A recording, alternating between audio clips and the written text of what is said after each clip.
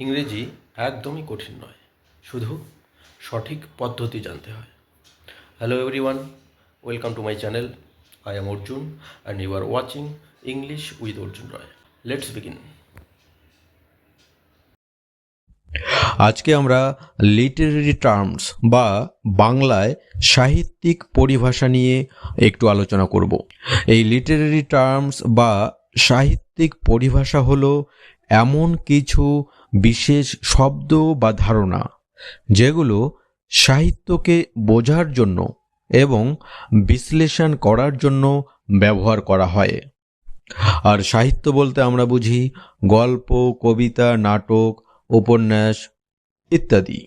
সহজভাবে বলতে গেলে সাহিত্যকে সুন্দরভাবে বোঝার জন্য এবং ব্যাখ্যা করার জন্য যে বিশেষ শব্দগুলো আমরা ব্যবহার করি সেগুলোই হলো লিটারেরি টার্মস বা বাংলায় সাহিত্যিক পরিভাষা। যেমন simile, metaphor, personification, alliteration, irony ইত্যাদি।